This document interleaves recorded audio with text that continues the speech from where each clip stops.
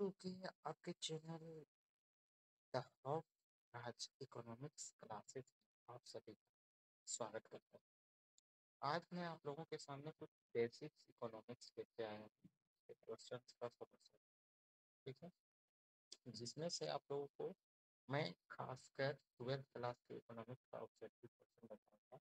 और ये जो क्वेश्चन है ये भी आपके लिए बहुत इम्पोर्टेंट है, क्योंकि पीजीटी लेवल के जितने सारे एग्जाम होते हैं उसमें ये सब क्वेश्चन ज़्यादातर पूछे जाते हैं। तो ये इकोनॉमिक्स के जो क्वेश्चन हैं बहुत ही इम्पोर्टेंट हैं, जो आपके एग्जाम में ज़्यादातर देखने को मिलते हैं। तो आज का सेशन हम शुरू करते हैं, ठीक है। तो आज हम लोग मेरे पास लगभग 80 क्वेश्चन है, जिसमें से आज हम कम से कम आधा जरूर कंप्लीट करने की कोशिश करेंगे। शुरू करते हैं आज का। पहला क्वेश्चन है कि निम्न में से कौन सी आर्थिक क्रिया, ठीक है। तो निम्न में से कौन सी आर्थिक क्रिया है अगर बात की जाए तो आर्थिक क्रिया के अंतर्गत हम लोग रखते हैं उत्पादन, उपभोग और विनिमय। मतलब इसका राइट आंसर हो जाएगा, ठीक है। मतलब तीनों है आर्थिक क्रिया। ऐसी क्रिया जिसमें आय की प्राप्ति होती है, ऐसी क्रिया को कहते हैं आर्थिक क्रिया, ठीक है। तो आय कहने का ये मतलब है कि उपभोग करते हैं तो उपभोग में भी इनकम का जनरेशन होता है और उत्पादन में भी और विनिमय में, इसलिए ये हमारा क्या कहलाता है, आर्थिक क्रिया, ठीक है। तो पहला का राइट आंसर जेड बी, इसमें से सही। नेक्स्ट है, नेक्स्ट क्वेश्चन पे हम चलते हैं। नेक्स्ट क्वेश्चन है कि अर्थव्यवस्था की केंद्रीय समस्याएं क्या, मतलब अर्थव्यवस्था की केंद्रीय समस्या। अर्थव्यवस्था की केंद्रीय समस्या की बात किया जाए तो अर्थव्यवस्था में जो मेनली केंद्रीय समस्याएं होती हैं वो क्या रहते हैं पता है, व्हाट, हाउ और whom, ठीक है। मतलब क्या उत्पादन किया जाए, कैसे उत्पादन किया जाए और किसके लिए उत्पादन किया जाए। यही अर्थव्यवस्था की केंद्रीय समस्याएं मेनली तीन होती हैं, जो आपके ऑप्शन में तीनों राइट आंसर है। इसका मतलब तो होता हुआ कि what to produce, how to produce और whom टू प्रोड्यूस, यही अर्थव्यवस्था की केंद्रीय समस्या राइट आंसर हो जाएगा आपका। ओके, नेक्स्ट नेक्स्ट क्वेश्चन पे चलते हैं। थर्ड क्वेश्चन, थर्ड क्वेश्चन क्या कहता है, थर्ड क्वेश्चन ये कह रहा है कि निम्न में कौन सा कथन सत्य है, ठीक है। कौन सा कथन सत्य है। ऑप्शन है मानवीय आवश्यकताएं अनंत होती हैं, साधन सीमित होते हैं, दुर्लभता की समस्या चयन करें। देखिए, ये बहुत ही इंपॉर्टेंट क्वेश्चन है जो आप लोगों को अक्सर एग्जाम में कंफ्यूज कर सकता है। तो यहाँ पे कह रहा है कि कौन सा कथन जो इसमें से लिखा हुआ है इसमें से कौन सा कथन सही है। तो देखिए, अर्थशास्त्र जब भी हम पढ़ते हैं तो उसमें ये हम कहा जाता है, या फिर जनरल लाइफ में भी देखते हैं कि हमारी जो आवश्यकताएं होती हैं वो क्या होती है, अनंत होती हैं। मतलब हमारा जो चाहत होता है वो अनंत होता है, लेकिन हमारे पास साधन उसके लिए पूरा करने के लिए सीमित होता है। तो कहने का मतलब साधन सीमित और आवश्यकताएं अनंत, दोनों सही हो गया। अब दुर्लभता की समस्या चयन को जन्म देती है। अब जो स्केर्सिटी होता है, ठीक है, जो हमारे पास साधन उपलब्ध नहीं है और हम उसको चाह भी रहे हैं, ठीक है, तो कहने का मतलब है कि साधन दुर्लभ है और दुर्लभ है तो हम लोगों की क्या करने की समस्या उत्पन्न होगी।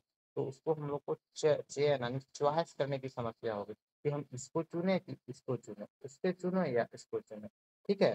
तो ये जो तीनों कथन हुए वो तीनों के तीनों क्या हो गए, सत्य हो गए। तो मेरा राइट आंसर क्या होगा, डी होगा, ठीक है। चलिए नेक्स्ट क्वेश्चन पे चलते हैं। 4 नंबर क्वेश्चन, आर्थिक समस्या मूलतः किस तथ्य की समस्या है। तो आर्थिक समस्या जो मूलतः है वो किस तथ्य की समस्या है। तो चयन, फर्म की चयन, उपभोक्ता, फर्म चयन की समस्या, उपभोक्ता चयन की समस्या, चुनाव की समस्या। आर्थिक समस्या तीनों, ई भी ऑप्शन का आंसर जो होगा वो होगा तीनों, ठीक है। तो राइट आंसर हो जाएगा, ठीक है, राइट आंसर हो जाएगा, समझ गए। अब हम अगला क्वेश्चन पे चलते हैं। अब क्वेश्चन मतलब बहुत इजी है तो बहुत कंफ्यूज करने वाले भी हैं, तो मैं इसको आप लोग ध्यान से देखिएगा। व्यष्टि अर्थशास्त्र का अध्ययन है। तो सबसे पहले आपको पता होगा कि व्यष्टि अर्थशास्त्र किसको कहते हैं, मतलब micro economics, MICRO, micro, micro not macro, ठीक है। तो माइक्रो इकोनॉमिक्स वैसा इकोनॉमिक्स होता है या वैसा अर्थशास्त्र होता है जिसके अंतर्गत हम लोग बहुत कुछ कुछ छोटे से छोटे चीजों का अध्ययन करते हैं। जैसे कि अगर हम भारत देश को लेते हैं तो भारत एक देश हुआ, हमारा पूरा भारत, ठीक है। तो ये हो गया मैक्रो, MA, इसको व्यष्टि नहीं समष्टि बोले। लेकिन अगर भारत के अंदर कोई राज्य की बात करेगा, जैसे कि मान लेते हैं बिहार या झारखंड या यूपी, तो वो हो जाएगा व्यष्टि। फिर इसी के अंदर अगर हम बिहार की बात करेंगे और बिहार की बात करेंगे, इसमें किसी जिले की बात करेंगे, तो बिहार जो हो गया वो ब्रॉड सेंस में हुआ, मतलब ये हो गया समझते बिहार का कोई जिला का अगर अध्ययन करेंगे तो वो हो जाएगा व्यष्टि। तो अब हमको यहाँ क्वेश्चन ये पूछ रहा है कि निम्न व्यष्टि अर्थशास्त्र का अध्ययन क्षेत्र क्या है। तो देखिए व्यष्टि अर्थशास्त्र का जो अध्ययन क्षेत्र है वो मूल्य का निर्धारण है, कीमत सिद्धांत भी है और उत्पादन फलन। इन तीनों चीजों का अध्ययन हम लोग व्यष्टि अर्थशास्त्र के अंतर्गत करते हैं। इसलिए राइट आंसर इसका क्या होगा, डी हो जाएगा। ठीक है, नेक्स्ट क्वेश्चन पे चलते हैं। हम एक्सप्लेन भी कर रहे हैं इसलिए थोड़ा टाइम लगेगा। ध्यान, उत्पादन संभावना, ठीक है, जिसको हम लोग कहते हैं पीपीसी, ये है उत्पादन संभावना। तो बोलते हैं पीपी की प्रोडक्शन पॉसिबिलिटी कर्व, जो कैसा है, अवतल शेप का है, अवतल। ठीक है, तो बोलते हैं कौन के। ठीक है, अब यहाँ पे ये कह रहा है कि अक्ष के नतोदर होती है, अक्ष के उनतोदर होती है, अक्ष के समानांतर होती है, या अक्ष के क्या होती है, लंबवत। तो इसका जो राइट आंसर होगा अक्ष के नतोदर होती है, मतलब कौन के। ठीक है, यहाँ पे मैं देखता हूँ इंग्लिश में क्या लिखा हुआ है, कॉनकेव। ठीक है, मतलब राइट आंसर ये बोले थे, तो राइट आंसर ये होगा। ठीक है, मतलब कह रहा है कि प्रोडक्शन पॉसिबिलिटी का आकार कैसा होता है, तो आकार होता है अवतल। ठीक है, मतलब अक्ष की ओर। तो कहने का ये मतलब है ये मेरा एक्स एक्सिस है और ये वाई एक्सिस है, ये जीरो है, तो ये जो अक्ष है उसकी ओर क्या है, ये अवतल है। ठीक है, मतलब इसमें जो होता है बढ़ती लागत या हमारा जो होगा वो क्रमशः बढ़ता है।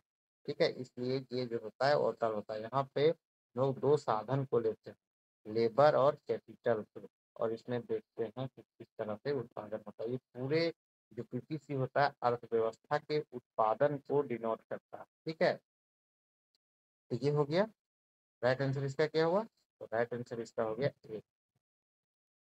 ठीक है, अब चलते हैं नेक्स्ट क्वेश्चन 7 नंबर से। ठीक है, 7वां क्वेश्चन कह रहा है किसी किस अर्थव्यवस्था में निजी क्षेत्र एवं सार्वजनिक क्षेत्र का स्वामित्व होता है।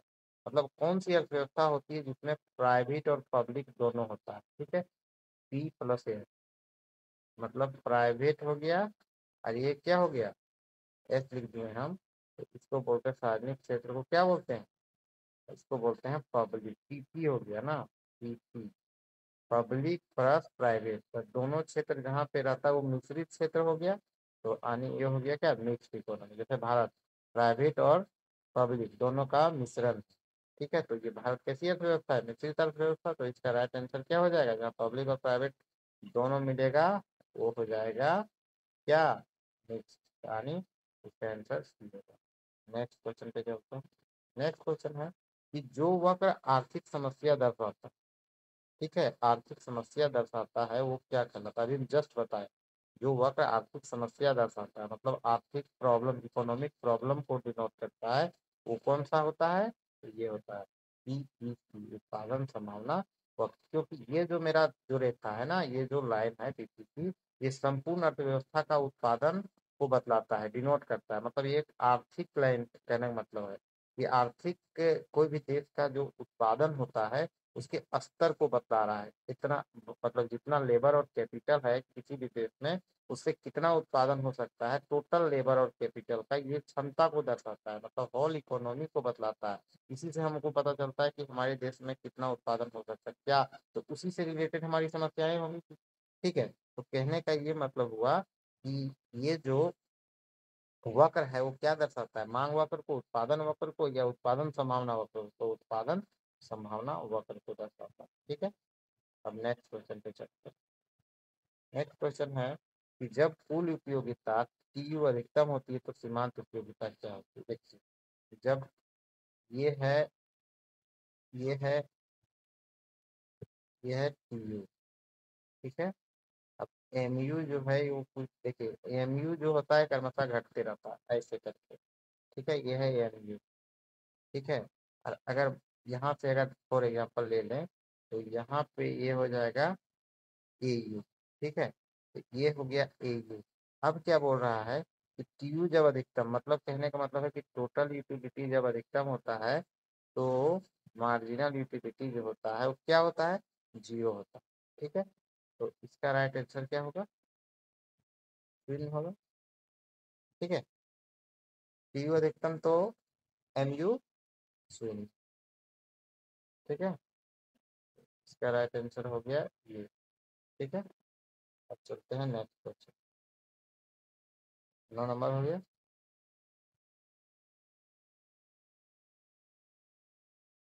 10 नंबर। 10 नंबर क्वेश्चन बोल रहा है कि उदासीन वक्र होता है। देखिए उदासीन वक्र जो होता है वो ये है उदासीन वक्र, इसको बोलते हैं आईसी। आईसी जो होता है दो वस्तु, मान लेते हैं यहाँ पे वाई एक्सिस है, ये एक्स एक्सिस। ठीक है, तो ये दो वस्तुओं के संयोग को बतलाता है, मतलब यहाँ गुण एक्स ले लेते हैं, यहाँ गुण वाई। अब ये दो वस्तुओं का संयोग को बताता है।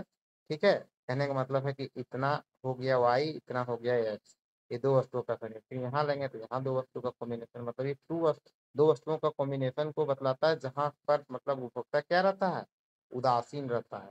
मतलब ये वाला दे दो चाहे ये वाला दे दो, कोई सा भी दे दो, किसी में उपभोक्ता को कोई चार्ज नहीं रहता, मतलब दोनों में उदासीन रहता है, कोई भी दे दो हमको सेम सेटिस्फेक्शन मिलेगा। मतलब उदासीन वक्र एक ऐसी रेखा होती है जिसमें दो वस्तुओं के विभिन्न संयोगों को प्रदर्शित किया जाता है, जिसमें से कोई भी उपभोक्ता जो रहता है वो तटस्थ रहता है। ठीक है, मतलब उदासीन रहता है। तो यहाँ पे बोला उदासीन वक्र होता है, तो ये जो उदासीन वक्र है जो हमने खींचा है ऐसे, वो मूल बिंदु को और क्या है, ये मूल बिंदु है वो। ठीक है, इसकी ओर क्या है ये, तो मूल बिंदु की ओर है ये उत्तल, तो मूल बिंदु की ओर उनतोदक, तो यही आंसर तो होगा। ठीक है,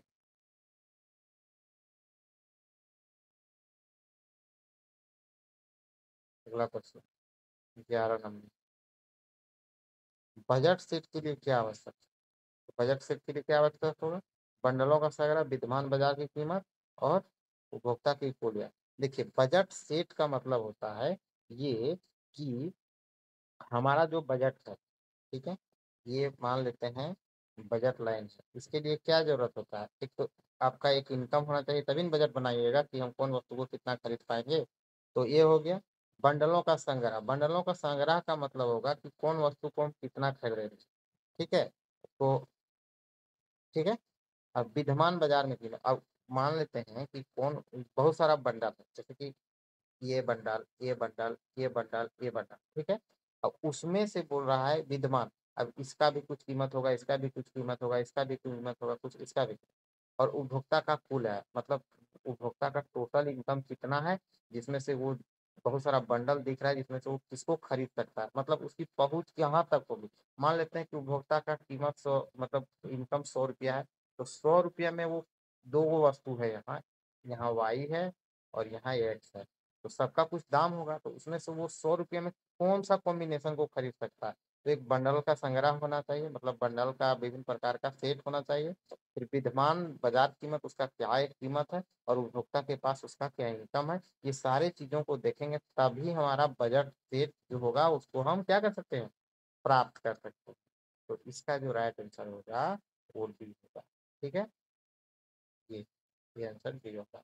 ठीक है, नेक्स्ट क्वेश्चन पे चलते हैं। 11 नंबर। मार्शल के अनुसार किसी वस्तु की उपयोगिता को, मार्शल के अनुसार पूछा है, किसी वस्तु की उपयोगिता को मापा जा सकता है और मुद्रा के रूप में मापा जा सकता है, मुद्रा के रूप में नहीं मापा जा सकता है, तो ये बिल्कुल गलत। संख्या के रूप में मापा जा सकता है, तो ये सही। ठीक है, तो मतलब कहने का मतलब है कि मार्शल जो दिया था, कौन सा analysis, cardinal, cardinal utility analysis, उसमें बोला था कि हम लोग उपयोगिता को मुद्रा के रूप में माप सकते हैं, कि हम लोग कोई भी वस्तु को जब कंज्यूम करेंगे तो उससे हमको कितनी उपयोगिता प्राप्त होगी, उसको हम लोग मुद्रा के रूप में माप सकते हैं। तो ये आंसर सही, मुद्रा के रूप में मापा जा सकता है, और दूसरा उसको संख्या के रूप में मापा जा सकता है। ठीक है, कार्डिनल मतलब एक नंबर दिया जा सकता है संख्या के रूप में, तो राइट आंसर क्या होगा, डी होगा। ठीक है, अब चलते हैं नेक्स्ट क्वेश्चन पे। 13 नंबर। ठीक है, 13 नंबर क्या कहता है कि अर्थशास्त्र में उपयोगिता का आशय है, तो अर्थशास्त्र में उपयोगिता का क्या अर्थ है? आनंद, इस वस्तु की आवश्यकता को देखें। तो अर्थशास्त्र में उपयोगिता का आशय होता है किसी वस्तु की आवश्यकता पूरी करने की शक्ति। मतलब उपयोगिता वही होती है जिसमें किसी वस्तु का एक गुण होता है कि वो उस चीज की आवश्यकता को पूरी कर पाए। मतलब किसी वस्तु का वह गुण जो जो आवश्यकता की पूरी करने की उसमें शक्ति पाई जाती हो, वो क्या कहलाएगा?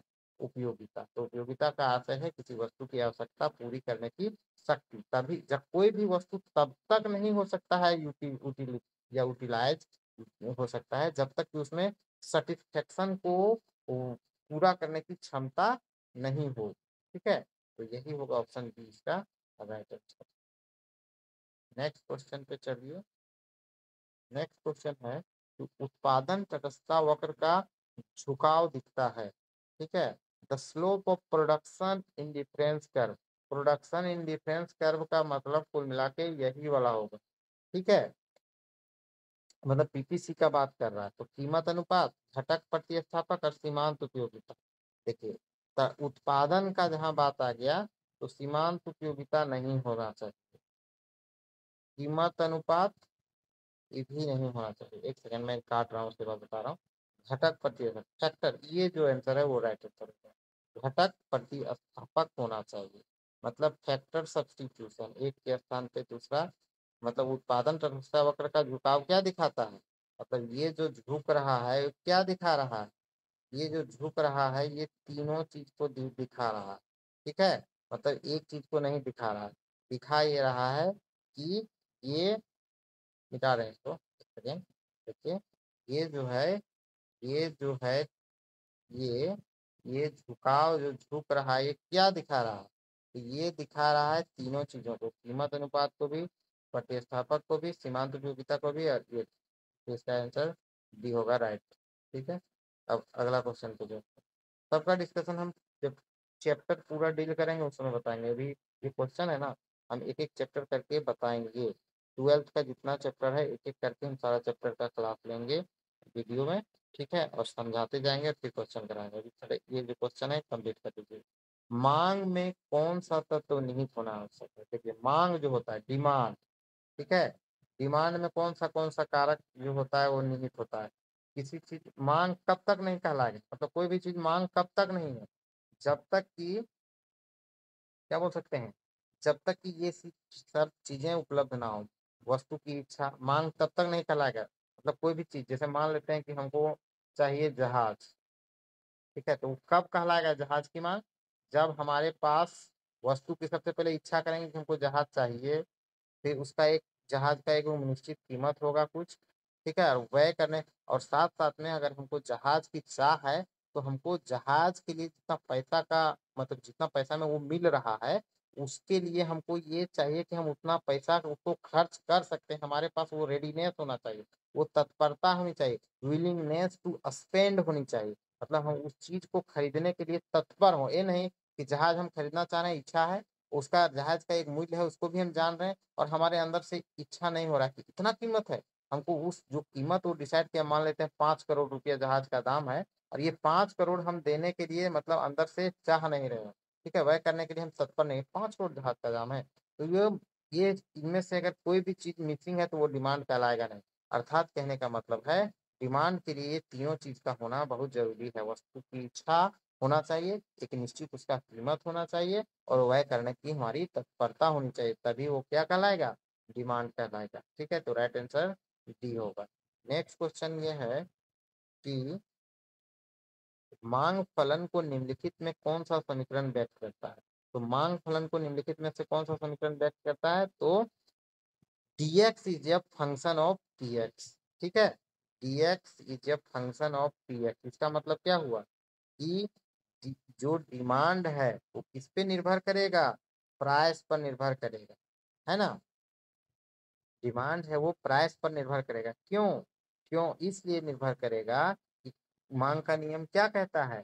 ये जो मांग का नियम है वो क्या कहता है? जब higher the price lower the demand, lower the price higher the demand, मतलब अदर थिंग्स रिमेनिंग कांस्टेंट, मतलब अन्य बातें समान रहने पर जब किसी वस्तु की कीमत में कमी होती है तो उसकी मांग में वृद्धि होती है, और जब किसी वस्तु की कीमत में वृद्धि होती है तो उसकी मांग में कमी होती है। तो मांग किस पे निर्भर कर रहा है? कीमत पर निर्भर कर रहा है। कीमत ज्यादा तो मांग कम, कीमत कम तो मांग ज्यादा। तो इसका मतलब क्या हुआ?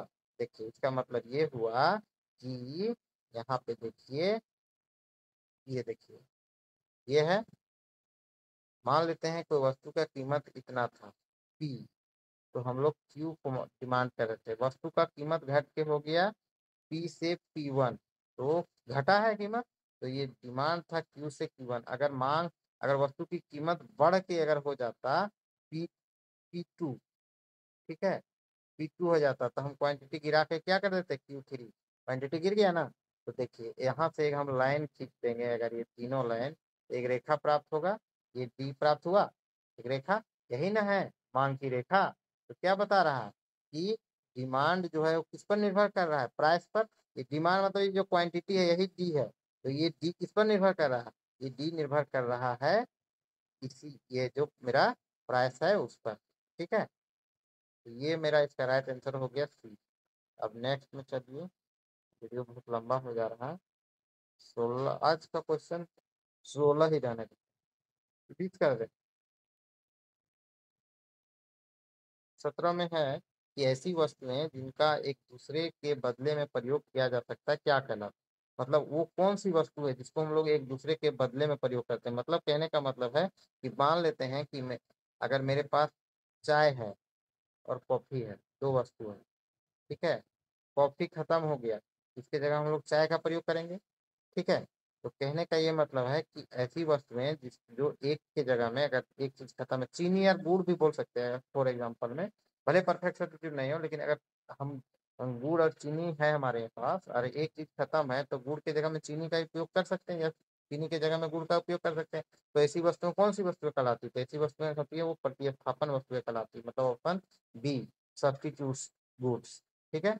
नेक्स्ट है, नेक्स्ट क्वेश्चन ये है कि मांग को प्रभावित करने वाले तत्व निम्नलिखित में से कौन से हैं? तो मांग को कौन कौन सा तत्व प्रभावित करता है? तो मांग अगर है यानी डिमांड है तो कीमत तो प्रभावित करेगा वस्तु की। कोई भी जो वस्तु का कीमत होगा, अगर कीमत घटता है तो ज्यादा खरीदते हैं, बढ़ता है तो आय, आय में परिवर्तन। अगर उपभोक्ता की आय बढ़ जाती है या घट जाती है, वो भी तो वस्तु को खरीदने में जिम्मेवार होता है। उपभोक्ता की रुचि, रुचि में भी अगर चेंजेज होता है तब भी वो मांग को प्रभावित करता है। मतलब तीनों जो कारक हैं ये मांग को प्रभावित करने के लिए जिम्मेवार है। तो राइट आंसर इसका होगा डी। ठीक है। अगला क्वेश्चन, 20 क्वेश्चन तक जाएंगे आप। ठीक है, वीडियो लंबा हो गया बहुत। 19वां क्वेश्चन ये कहता है कि सामान्यतः मांग वक्र का ढाल होती है। मांग वक्र का ढाल कैसा होता है? तो मांग वक्र का ढाल अभी तब से बताया जा रहा है कि मांग वक्र का ढाल जो होता है ऊपर से नीचे या बाएं से दाहिनी ओर। ठीक है, बाएं से दाएं, नीचे की ओर। ठीक है, बाएं, ये बाएं से दाएं आ रहा है नीचे की ओर। ठीक है, तो मतलब ऑप्शन बी होगा राइट आंसर। ठीक है, downward for the left to right. ठीक है। नेक्स्ट क्वेश्चन एक और मैं कर देता हूँ। एक क्वेश्चन ये है, 20 नंबर क्वेश्चन क्या कह रहा है सिर्फ देखिए। 20 नंबर क्वेश्चन कहता है कि मांग की मांग में कमी के निम्न में से कौन सा कारण है? देखिए, मांग में कमी, which of the following of reason of fall in demand. मांग में कमी, मांग में कमी और मांग में विस्तार, दो चीजें होती है। तो मांग में कमी, देखिए मांग में कमी, यहाँ डिमांड है मान लेते हैं, पहले इतना हो रहा था डिमांड, अब मांग में कमी हो जाता है। तो कैसे हो रहा है मांग में कमी? तो प्राइस में क्या हो रहा है? वृद्धि होने से मांग में कमी होता है। तो आय में कमी, क्रेताओं की संख्या में कमी, उपभोक्ता की रुचि में कमी। ठीक है, तो आय में कमी से मांग में कमी होता है। Reason for fall in demand, मांग में कमी यहाँ पे भी। देखिए, मांग में कमी और में वृद्धि का अगर बात आए तो आय में कमी से मांग में कमी हो सकता है, क्रेताओं की संख्या में कमी से हो सकता है, उपभोक्ता की रुचि में कमी से भी मांग में कमी हो सकता है। तो कहने का क्या मतलब है कि ये जो ऑप्शन है तीनों, वो तीनों है राइट ऑप्शन। तो आज का वीडियो मैं यहीं पे समाप्त कर रहा हूँ। आपके आज मैंने 20 क्वेश्चन बहुत बेसिक से 12th क्लास के करवाए। ठीक है, आप लोग ध्यान से देखिएगा, मैं समझाने की पूरी कोशिश किया हूँ, लेकिन यहाँ पे जो सेवा है उसके अकॉर्डिंग जहाँ तक हो सकता था मैंने किया है। ठीक है, जो मेरे पास अभी साधन उपलब्ध है। तो आप लोगों से बस यही गुजारिश है कि वीडियो को ज़्यादा से ज़्यादा देखिए, लाइक कीजिए, सब्सक्राइब कीजिए चैनल को और वीडियो को शेयर कीजिए। ठीक है, और मैं वीडियो लेके आऊँगा और मैं बहुत अच्छे से एक्सप्लेन करूँगा, कर सकता हूँ और ज़्यादा एक्सप्लेन से जब मेरे पास और भी साधन होंगे तब। इसमें मैं सीमित साधन से ज़्यादा कुछ आप लोगों को देने की कोशिश कर रहा हूँ। धन्यवाद।